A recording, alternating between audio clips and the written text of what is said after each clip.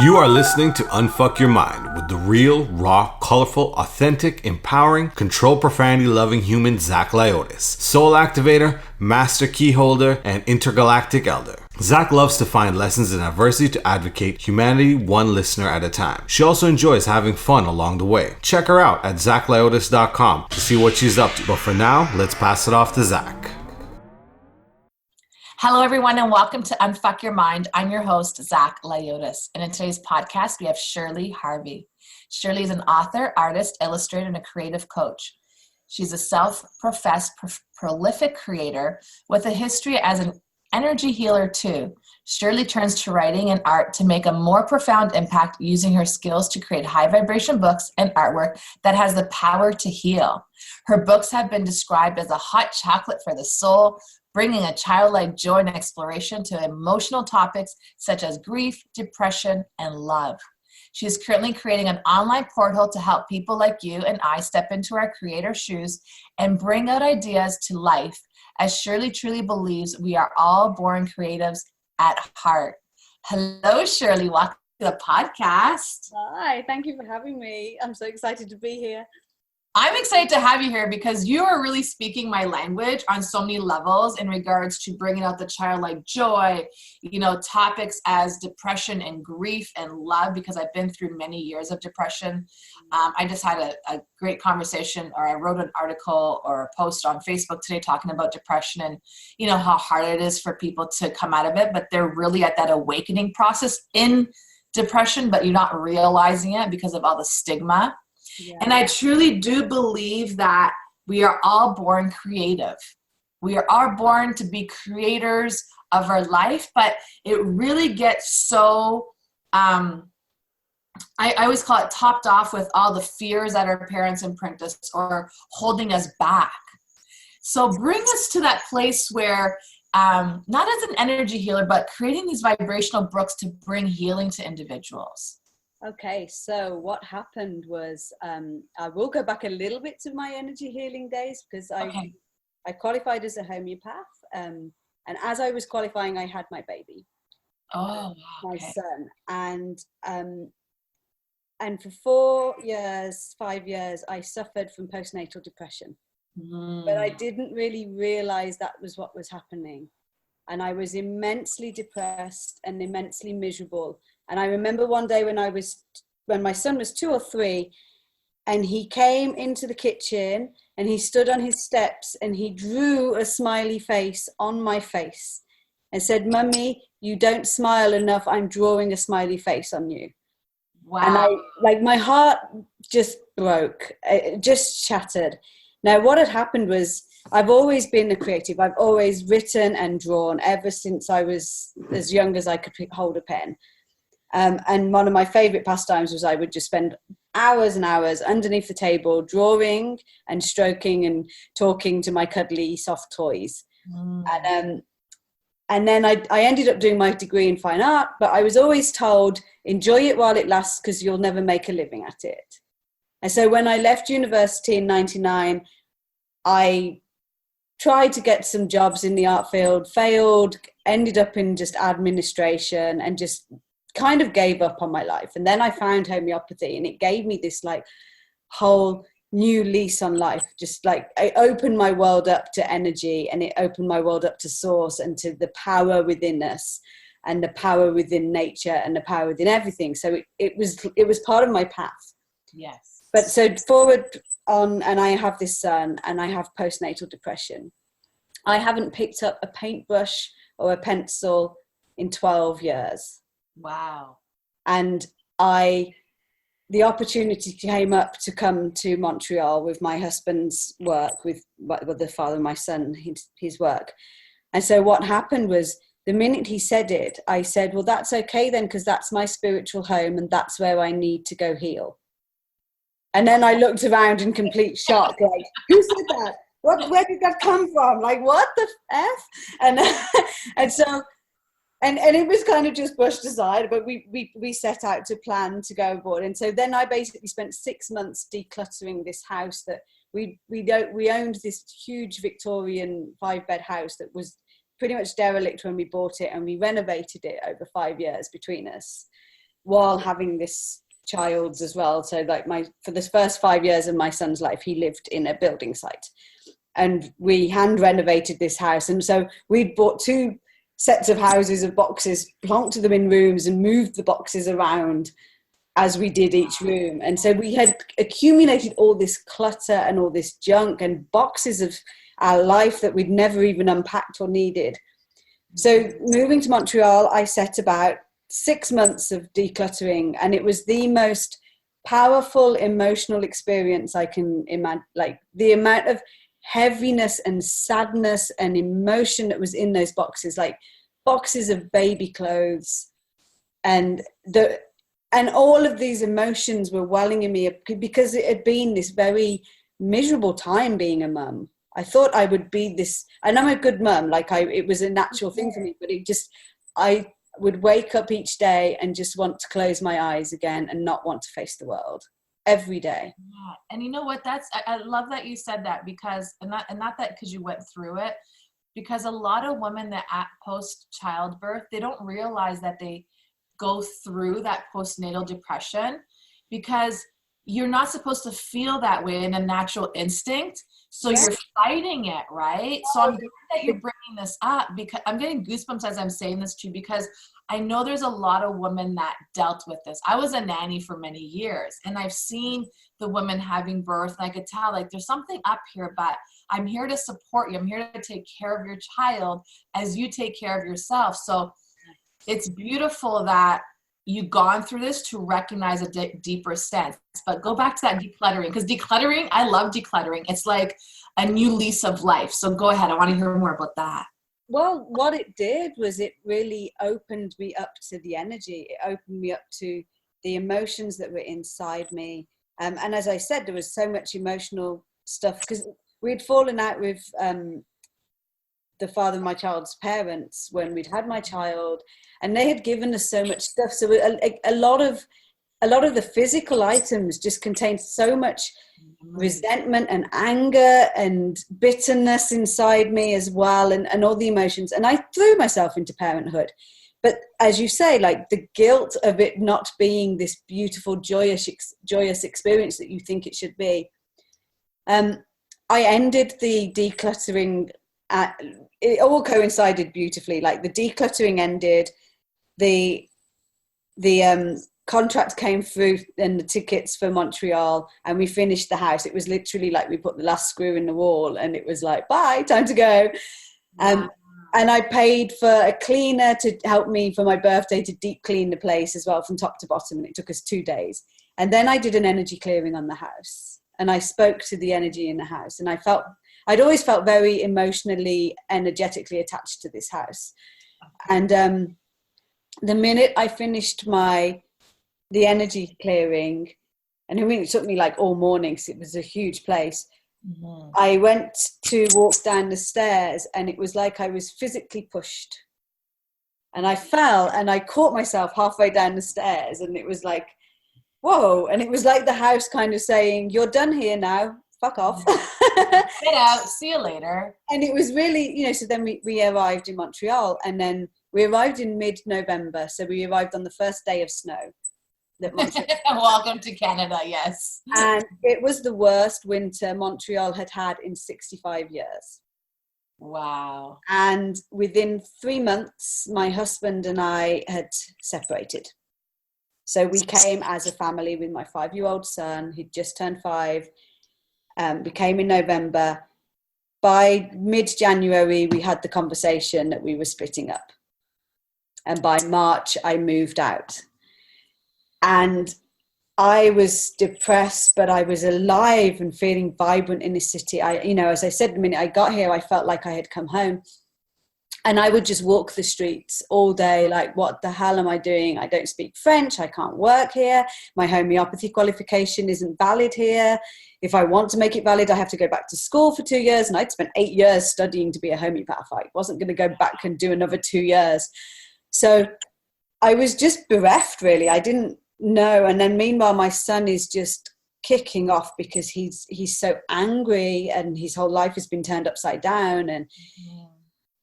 And it was like this huge transitional period. And at that point, it was like spirit stepped in and I started hearing advice.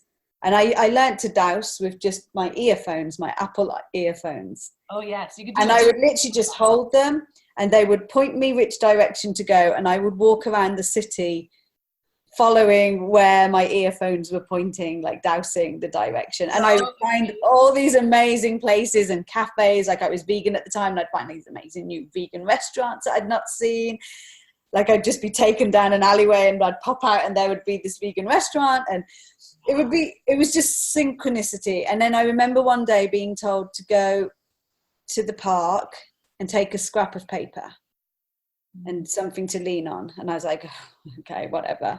So I I'm weird, but whatever. Yeah, and I go and sit on this bench because I just didn't know what to do. And I sat on this bench, and then it was like, look down at your feet. And I looked down at my feet, and there was a pen. And they said, pick it up. And I picked it up, and they said, start drawing. This is like the messages in my head.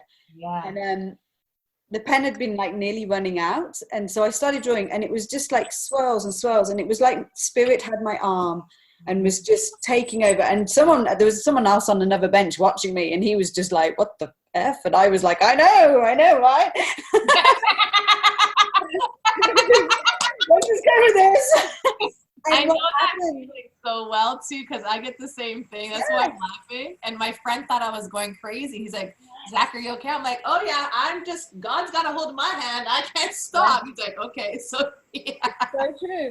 And what happened was I drew with the Fibonacci spiral, just over and over and over again. I drew the most amazing snail from the most amazing perspective. And it was this Fibonacci spiral of the snail, and it was all connected. And it was like, wow. And then the spirit did that a few times with me. And then it sort of left me, and I was just scribbling, going, come on, make something good. And I just got a page of scribbles. And then the guy's looking at me like, you really are fucked. and I'm like, okay. And I got still. And the message was, you don't need us to take control of your hand. Mm-hmm. You take control, you take back the power. So I started drawing again.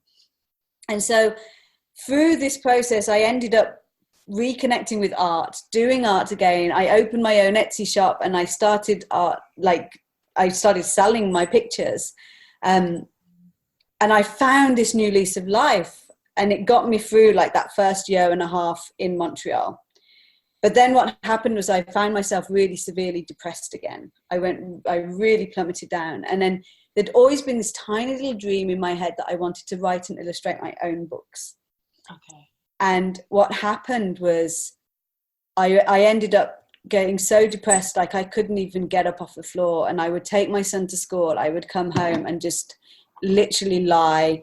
Like I would slide down the door and just sit there crying, and would crawl to the living room and just sit there on the floor crying all day. And then at 3:00, I'd get back up, go get my son, make it I don't know how I made it through dinner and bedtime. And then I would cry again. And it was like everything I'd ever known was falling apart and being ripped away from me. Mm-hmm. So that there was nothing left but just my essence and presence. Yeah. So I took a series of steps to find my inner joy. Yeah. And one of those was skipping. Like I used to run, and then I started skipping when no one was around. It was like spring and no one's in the parks. It's all slushy and the ice melting. So I would skip, and I would feel joyful when I skipped. And then occasionally people would come, and I'd suddenly stop skipping and look all serious and running again. And the minute they would pass me, I'd skip, and I'd be like, yes, this is awesome.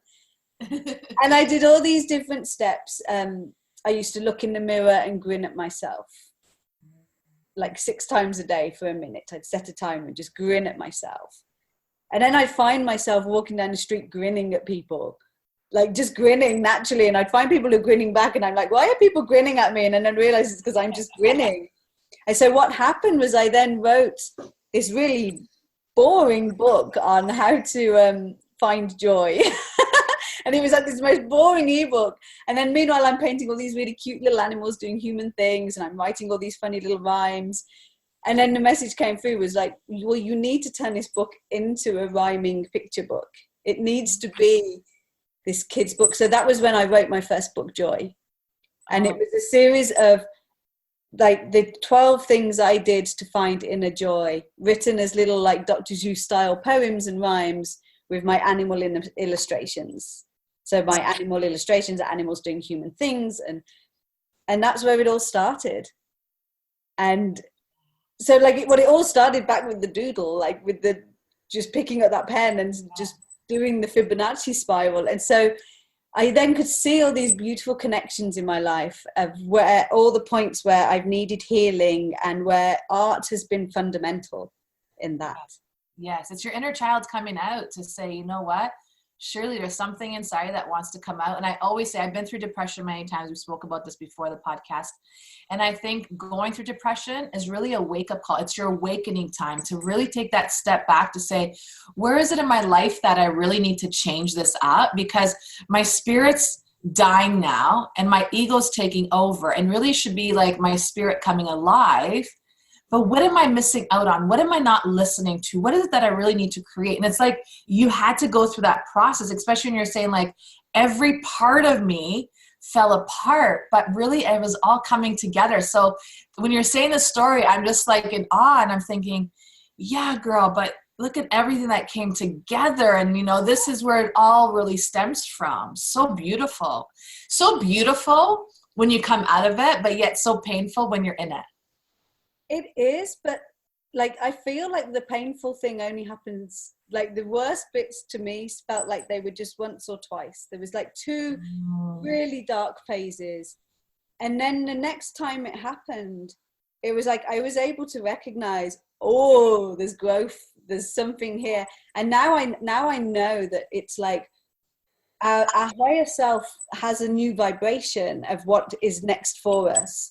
Yes. And the depression or the discomfort is between where we are now energetically and what is there ready for us in our higher vibration.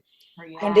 And it's the discomfort comes from trying to still vibrate low and not stepping into the higher vibration. And the higher vibration is super scary. Like it's super like scary. Uncomfortable. I always say it's uncomfortable. Yeah, I mean, I had a quote yesterday about how I haven't got it to hand. Like the word creativity has the same physical reactions on the body as like vomit and like because it's so fearful. It can produce like a similar nauseous reaction because it's putting us in the unknown zone. And so the higher vibration is the unknown zone. It's like the calling that we're not stepping into, and the depression and the discomfort is just the dissonance between where we're still trying to stay and where our soul is calling us.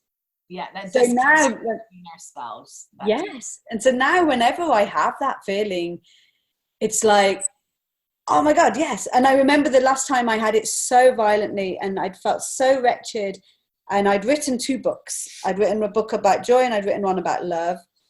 And then I kept getting the calling to write one about loss and grief. And I said, no, I've been through so much grief and loss, and I don't want to go through more just to write a book, because I had to learn what love was. I had to have love stripped away from me and then find it again. I had to have joy stripped away from me and find it again. And I was like, I am not losing anyone else. I am not going through any more loss or grief.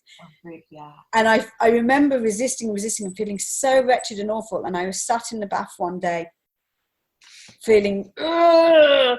And then it was just like, write the book Loss. Like just a little whisper in my ear. And I remember actually just going, okay, I'll fucking write it, but I'm not going to do any more loss. I've been through enough. I said, I've got all the lessons I need. And it was like, hallelujah. and instantly it was like whoosh back into my body, and this sense of joyful, peaceful serenity, like just welling up. Where there had been such angst and that was such a learning point for me, because now it's like I can recognize it so quickly that now I'm like, oh, what's next? Like I'm excited about what's next, and I'll have a day or two where I'll like let myself be crappy and sleep and like, but then I'm always like, it's awesome. And we have like a saying in our mental group, like we dip low before we grow, and it's just like, yeah, I'm dipping low. It's so true, right? Because I always tell my clients, fear fear and excitement and change, I go, they have that same vibrational energy within you, but you don't know, is it fear that you're dealing with because you know you have to make that next step? Or is it excitement that you're making that next step? Well, do you know that fear and excitement physiologically are exactly the same feelings in the body? And the only difference is that fear is without the breath. So in fear, you have forgotten to breathe. So all you need to do is bring back the breath, and then you start feeling into what those physical sensations are. And for me, they very quickly turn into excited butterflies. Yes. And it's that nerves of excitement rather than like we both make that same look. I mean, and I suffered from panic attacks for like 8 years of my life, like as an adult, from the age of 16 to 26. That's just 10 years, isn't it? Don't age yourself, girl. My math's not so good there. But so, you know, fear was such a constitution of my, you know, of my being for a whole portion of my life. And learning that fear is excitement, and that all it is just that moment of resistance and not being in resonance with what's next for you, like next for whoever. It's a gift and it's a joy. And then you learn to ride the roller coasters, and then you learn to like be able then to step back and just enjoy the ride, like witness it and enjoy the experience and not be involved in the story. Yes, that's, I think, the most important thing, because people get too attached to the story rather than just allow it to unfold. That's the part I always say, detachment. Like, yes, you're going to have a vision of what you want to create, like your end, but it's never going to be your end because more is going to come out of it. But you have that vision, but just allow for the unfolding to happen, and don't create a whole story as it's happening. Just let it happen. Detach from that. So I love that you said that. And I love the parallels of that, because I'm writing this, I'm just at the finishing touches of putting my course together about Create Your Stuff. And I'm loving the parallels with that, because when you're writing a story or you're making a work of art, like, you need to detach from the outcome. You need to detach from the story of what you think it's going to be, because as I said, like every idea is its own entity in its own right, and we just channel it. And like it comes to us, and if we don't run with it, someone else will. Like the ideas are fickle; they're not going to hang around. Like if you're going to sit on it forever, they're going to be like, "Well, I'm off to someone else who's going to run with this idea." Well, can I say something on that one? Because it's so true. Two things that happened to me. So many years ago, probably about 5 or 6 years ago, Spirit came to me and said, "Zach, we want you to do a red table talk. We want you to get a red table, and we want you to invite guests over, and we want you just to be open and expressive and really allow yourself who you are, but have conversations with people." And I was like, well, and they said, "We want you to film this. Like, this is your next TV show type of a thing," right? Because as a little girl, I wanted to be on TV. And I was like, first and foremost, who am I going to, like, then you get into that story, right? Like, who's really going to come talk to me at my red table? I don't know that many people. How am I going to afford to get this filmed? How all these roadblocks or objectives or, dream killers came to my mind. Now, fast forward to 2018, Jada Pinkett Smith came out the Red Table Talk. Kudos to her, right? So now there's that. And I love watching her, because I'm like, Jada, I'm so glad that you listened to that calling that I didn't listen to 6 years prior to that. Wow. So then another thing came up, and I got a download for another TV show, and it was called Spirit versus Religion, because we want to recognize, this was huge, that being spiritual, you can't be that judgmental when it comes to religion. We're talking about spirituality is love. So love everyone. Whatever they choose to do, you have to love them. But I notice a lot of spiritual people, talk negative between those that are religious people, right? So it's like, well, are you really spiritual? Because now you got this whole ego thing going on. So then this comes to me.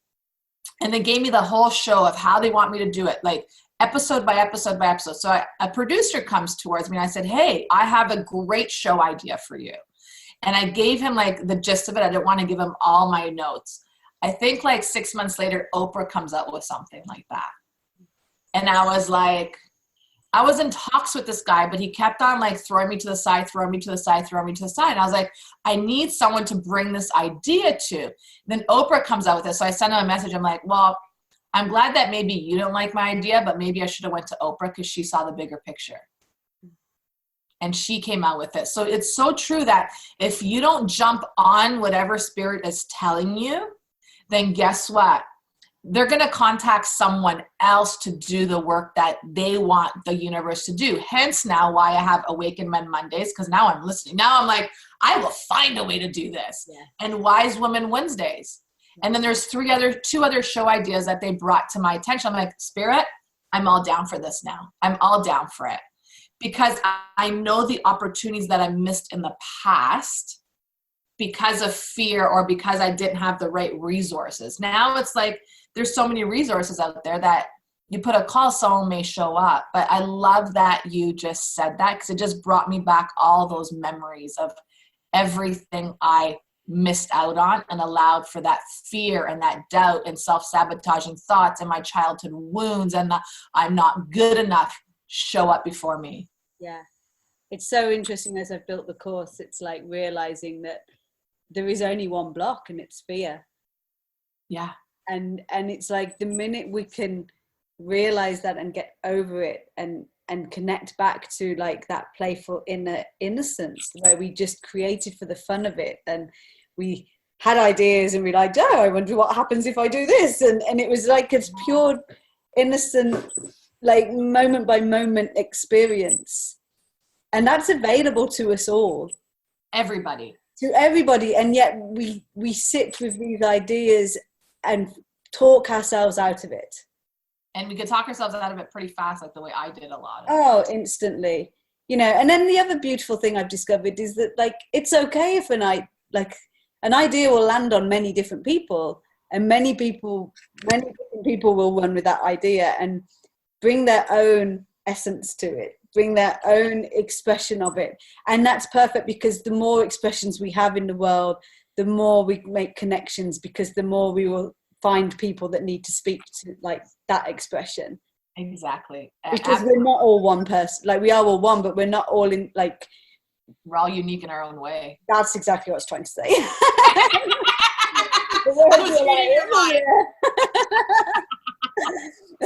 My ideas left me. They were like, oh, we're off. We're going to land on that. She's more eloquent.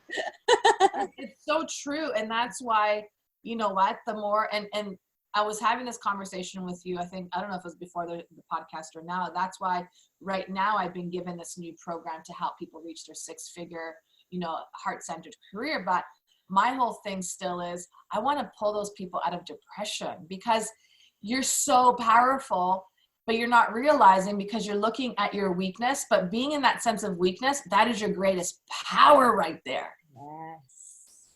And, I'm having these conversations with my clients and they're like, so Zach, can you like change your program a bit? And I'm like, oh, I got to do it. And that was a massive download that came to me. It's like, yes, everyone's talking about money. Yes, Zach, we understand you don't want to talk about money because there's a lot more to that vibration that you're going to go through the fear, the doubt, the resentment, the guilt, the shame. But people don't realize that they only see the word money, right? And they think, oh, she's talking about money. Now I can make 6 figures. Yeah, anyone can make 6 figures. The world is abundant. There's so much money to be made, but it's in the full alignment with who we truly are on the inside. So yeah, okay. So I want to get back to this hot chocolate for the soul. Yeah. Because when I read that, I think of just sitting by a fireplace, having hot chocolate with these warm little booties on, and I'm reading a book that totally speaks to my soul. Exactly. And that's what my books were. They were to me, I wrote so when I was going through the separation and the first year here in Montreal, my son was really in a bad state. He was not coping well at all and not very highly sensitive child. And he was reacting very violently and physically and angrily, quite rightly so. And I set out to write the books that we both needed then, because he was screaming at me to be the adult and fix this shit. Yeah. And I was sitting in the corner, crying my eyes out, feeling so lost and like a child who needed my mum and dad right now and then to come and fix this shit for me. And yet they weren't there, and I was the adult, and I didn't feel like one. And it was like there was no manual. And we had Dr. Zeus, Oh, the Places You Go book. And that book, oh my God, like we read it pretty much every day and sobbed our eyes out through it. Like that book got me through that year. And I wanted to write something that would have that same effect. A book that you could turn to when adulting is really hard and we want to be like, we don't want to be an adult. We want to go and hide under the table with our cuddly toys. And, you know, like it's so, you know, we're expected to know the answers, and yet we're lost and we don't know. And I wanted a book that would speak to the child in all of us, that we could talk with our own children and open up a heavier conversation than that, you know, because a lot of kids, if they go through all this trauma, like this is kind of adult stuff they don't want in their kid world, dealing with the separation, dealing with the move across the world, dealing with the loss of their dad or their mum, you know, anything like that. And it's like adulting in the kids world, and it's like ruining their innocence and childhood. So I wanted a way of connecting with the children that would help the adult bring that adult situation and that horrible, you know, difficult, dark stuff to light with the child and open up a dialogue. But I also wanted something that would comfort the adult and make them just feel like they'd just been put in a corner, as you say, with a blanket around them and a hot chocolate and some marshmallows floating on top and been cuddled. And I wanted that experience. And so the books are that. There's 5 in total in that series, 1 on love, 1 on joy, 1 on growth, 1 on loss, and 1 on just general emotions called Let It Be. Where can people find these books? They're all on Amazon. Oh, they're all on Amazon. Is it under Shirley Harvey? Shirley Harvey, yeah. If you type joy, Shirley Harvey, it'll come up, and then you can click on Shirley Harvey and it'll show all of them. So anyone also on my website, shirleyharvey.com. Perfect. So anyone that's going through something like this, because I'm noticing there's going to be a lot of divorce from what Spirit tells me now. Like there's a lot of disconnect between couples these days because the lack of communication, lack of understanding with one another. And everyone that I've worked with, a lot of people have gone through divorce and their kids are always in the middle of it. Grab these books, make your life easier, be able to explain to your kids in a childlike way such an adult situation that you are both going through. It's going to make that child's life so much easier. So this really is a gift from God coming through you, because it needs, I'm getting goosebumps saying this. So it's like it needs to be spoken about, because kids right now, I know I was working with a girl and she called me there. She goes, my daughter doesn't want to talk to me anymore because my ex-husband has implanted all these negative things in her head about me, and because he's going through his wounds and stuff like that. So there's a lot of that going on. So I'm so grateful that you listened to that call to write these books, because not only do they help the kids, but they help the parents communicate to the kids what's happening. And I've never seen them, so I'm excited to actually go on Amazon to see them. Well, and they also help the adult, you know, they give answers for the adult too. And because I remember just feeling like a lost kid, and yet I was the adult being expected to have answers and I didn't have them. And so, you know, it was really important for me to have something that connected to the adult and the child within the adult that just is so lost and scared, because, you know, we think happily ever after, and then life isn't like that. And then there's moments where it feels so much we can't take it in anymore. And we just want to collapse into the fetal position, and we want to go back to being the baby sobbing and someone just come and pick us up. Yes. So that's what was created with the books, was that container.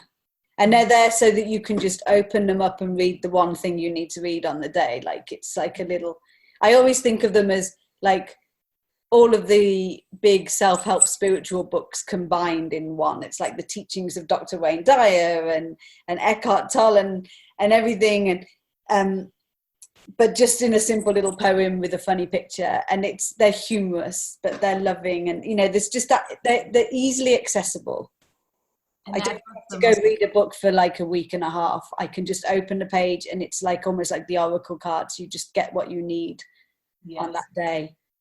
And it's just, yeah. And then they have led on to other things. I've written a book called More Than a Best Friend about what happens when your dog dies. Because a dog is so part of the family and such this presence of pure, unconditional love. And there isn't really an understanding in society of the grief associated with losing a dog. Yes. These dogs have been with the family for 15 years, maybe more, and, you know, often have grown up with the people. Yes. And so I wanted to create, you know, so it was a friend that actually inspired this book, because she had this pug, Buddha, who was 19, and he passed away shortly after his 19th birthday, I think. But she was so scared of losing him because he'd just been there for her whole life. He had taught her how to love again. He had taught her what unconditional love meant. Mm-hmm.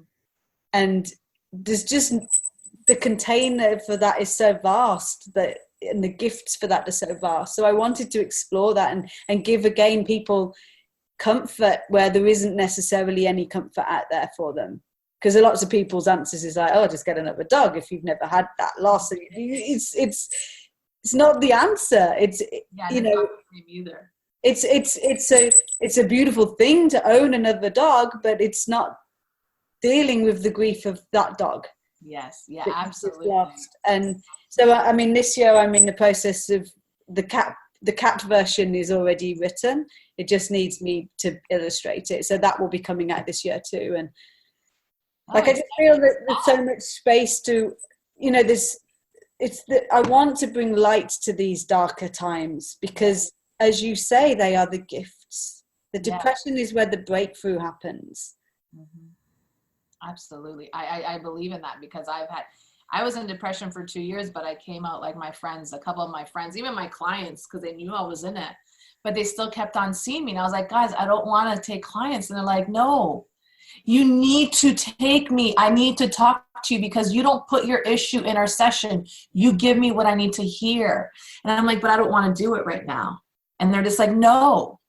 But within that, like 2 years of depression, and one of my clients says to me, you came out like guns a blazing out of depression. Like you just were like, I'm done with this. And you came out a whole different person. I said, yeah, because within those 2 years, I learned so much about myself and my suffering that it awakened me to something better and to deal with things. So even sometimes like over the summer, I had that same feeling I was going to fall back into depression. And I remember my ego saying to me, I'm going to take you down this road right now if you don't listen to what emotions are coming up with you right now. But I'm going to take you down this road if you want to go down this road. And that's why I teach to people, your ego is not your worst enemy. It's your best friend because it's going to tell you things as much as your spirit tells you things. Because my spirit was just standing on the side looking at me going, okay, whichever path you want to go. And ego's like, no, get out. You know this feeling. You know what it feels like. Shift that right now because your spirit's watching you to see what you've learned. So I'm here to tell you, like, you know, pull up your pants, big girl.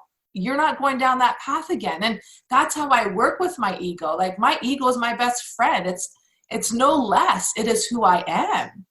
And that's the most beautiful thing. So you do find your light moments in that dark, just like how you found all that. You know, I love when you said, I didn't want to write that book on grief and loss because I didn't want to go through it again. It's because we have to revisit what the suffering feels like in order to write about it. And it's just like, no, I don't want to do that. Yeah. Right? But I also learned in that lesson that I didn't have to do that. Exactly. Because there was a moment where I said, I know that lesson. I have integrated that lesson. I know all there is to know about this right now. Like, well, I know enough. I know enough to be of service. And it's interesting because that awakening came to you as soon as you thought that it had to go through that. It's like, no, Shirley, you don't have to go through that anymore. You already got that. So that is just so beautiful. So for your online portal, this program that you offer, is it a writing program? No, it's for anyone that has an idea and they want to bring it to life. So if you have been the kind of person that's like, oh, I always wanted to write my family story or the memoirs of my grandma, or I've always had this idea of a kid's book in my mind, but I've never known where to start.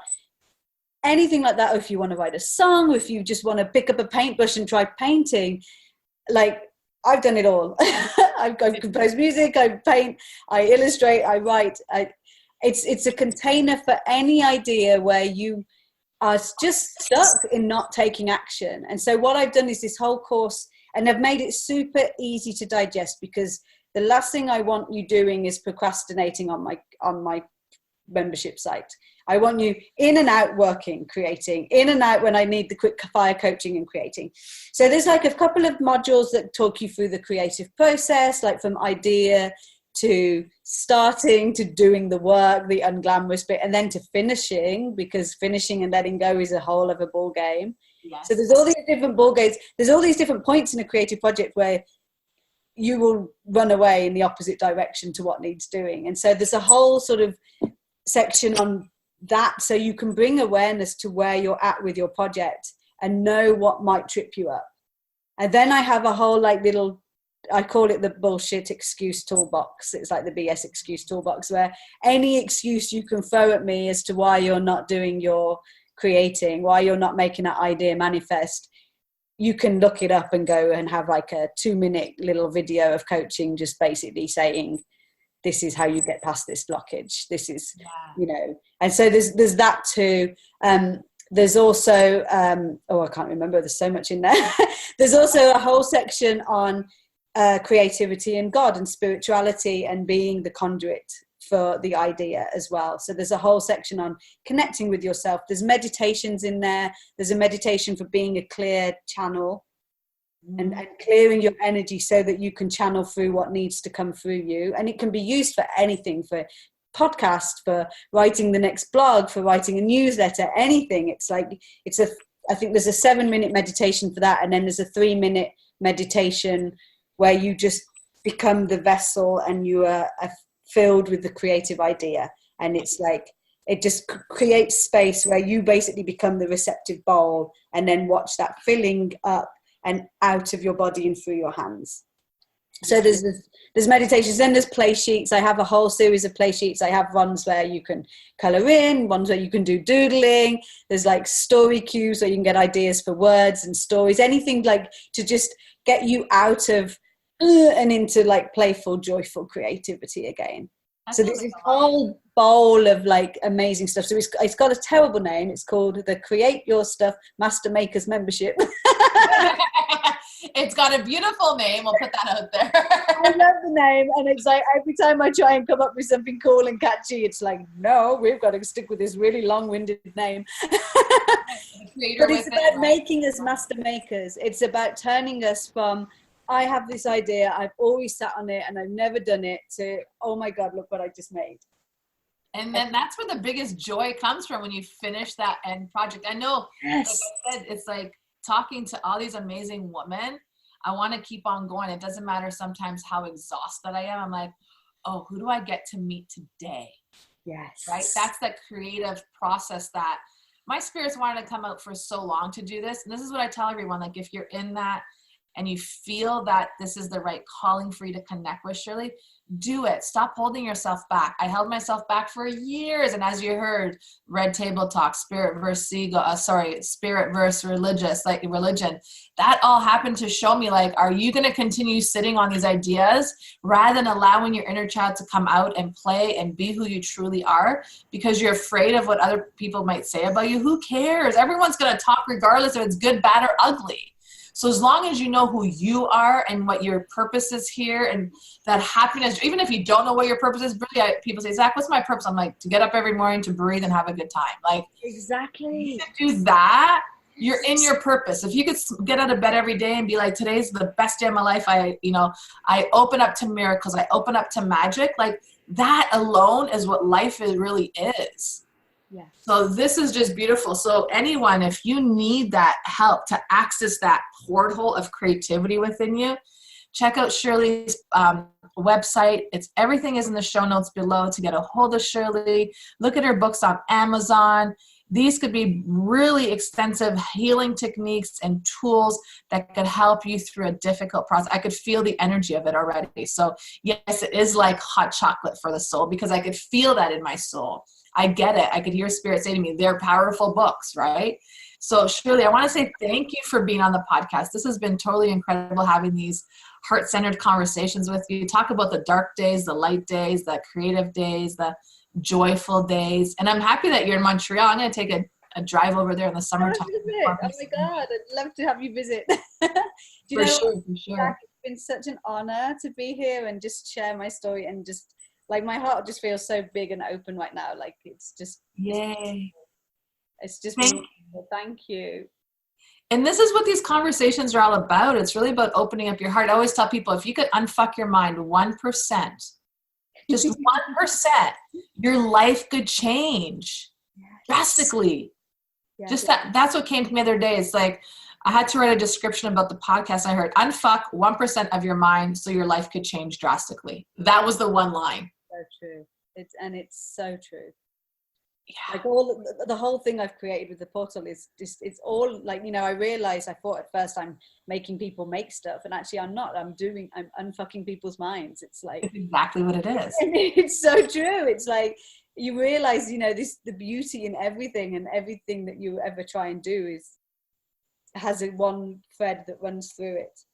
Yeah. And for me, it's the same. It's been like helping people get over the emotion and the story and the drama to be a better version and a more joyful version of themselves.